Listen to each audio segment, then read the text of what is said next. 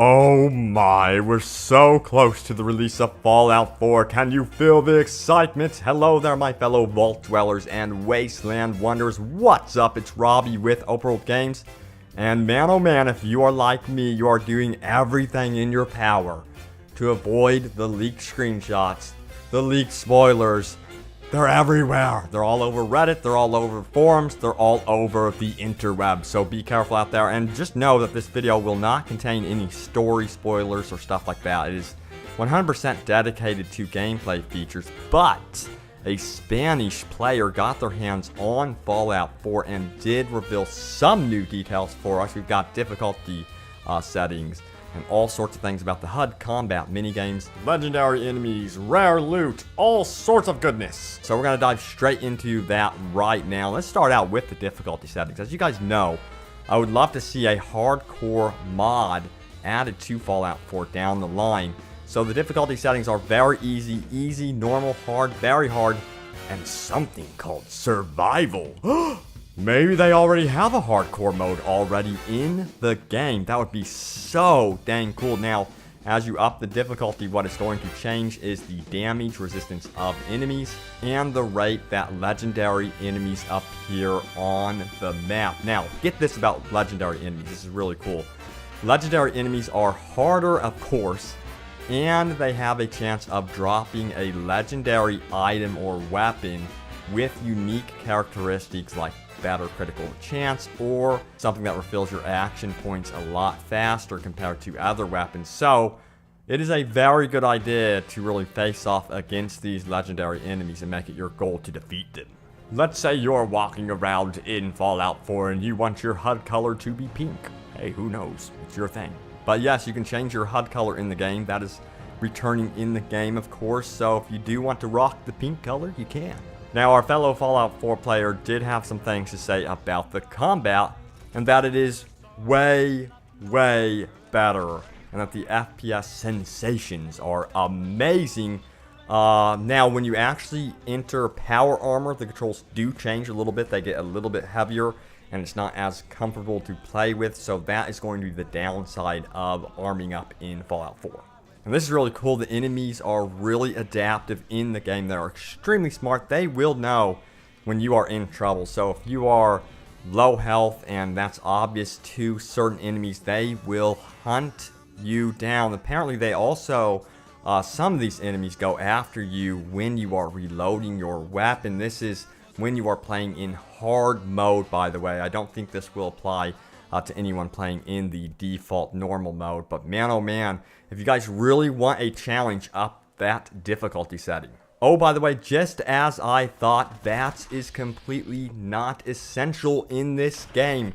They really want you to be able to conquer the game as an FPS shooter with the RPG mechanics running underneath the hood. So if you are someone that doesn't like the more turn-based aspect of VATS, it sounds like you can completely skip out on it this time. One thing that I've always been worried about Fallout 4 is the animations. It's something that has hurt previous Bethesda games. Now, according to this player, they're pretty much, in his words, flawless. We'll see if that ends up being true. It's going to be very interesting to see what happens in third person, because I've always felt that Skyrim and Fallout 3 were a little bit clunky in that area. I think we would all agree with that. And I think that this game will hopefully, crossing my fingers, really shine from third person. I feel like third person is really making a revival anymore. Now, a lot of you are wondering if Karma is in the game. So far, there's no signs of Karma returning. I would think that Bethesda would have talked about Karma already. They basically said, we revealed most of the gameplay features, and if Karma had seen some sort of major upgrade, they would have really highlighted it in their presentation. So in my opinion, I don't think Karma will be returning at all, at least according to this user. But it would be cool, and this part is speculation, to see, you know, the factions in the game have their own reputation system. Now that's something I would love to see, but even that doesn't have confirmations yet. So he does go on to mention settlements. That's going to be pretty much a full-time job in this game if you do decide to take on settlements. If you thought, you know, jumping into a Fallout game was overwhelming, it sounds like that it's going to be even more so this time with the additions of settlements. And Todd Howard and Bethesda have confirmed previously that settlements are completely optional. I'm so curious to see what you guys build. I'm waiting for someone to build the monster settlement in this game. Now, you aren't limited to just settlements to craft your weapons and gear. You can find other red workstations throughout the world, but someone may be blocking your way to them because they may have ownership over these. So you will have to undertake certain quests to really please them and gain access to their workbench. A lot of you are wondering also, when you are roaming throughout the world of Boston, would you get notifications about your settlement? Would you be informed, hey, your settlement is under attack? That sort of thing. Yes, that is going to be in the game. You'll get a message giving you the option to go and help out your people, or if you are an evil SOB, you can leave them to their terrible fate. Alright, so this is probably one of the more important aspects of new-gen open-world games, or, current gen now, but whatever. But loading times are a huge deal anymore. So for the smaller buildings like little houses, that sort of things, they require no loading screens. That's awesome. Now, big buildings do require some loading, very short, brief black screen. But if you do want to fast travel, that's going to take a little bit longer because it is streaming all of the game world as you jump from place to place.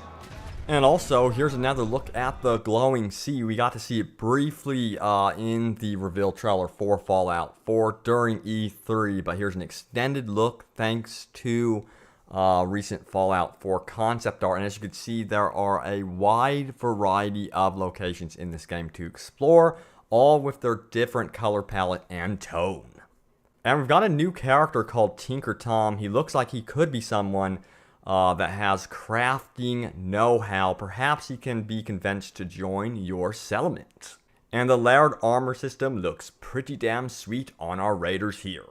And super mutants return, and we see various different types. This is so you can recognize which super mutants are the legendary mutants. So these guys are going to be carrying the more rare items and weapons that they can actually drop. So you're going to want to hunt them down. A wide variety of weapons were also shown off. The customization for these weapons is out of this world. You can optimize your guns for speed, accuracy, and handling.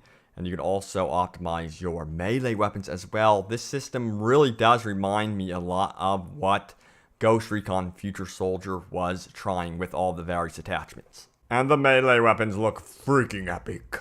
We will also be seeing a Nuka-Cola gun. Since Nuka-Cola gave you 3 rads and 10 hit points in Fallout 3, I'm really curious to see what in the world this could be used for. I mean, it could be that you could poison an enemy to death while at the same time lending them hit points. Perhaps the poison is so potent it negates the hit point additions that you are giving out.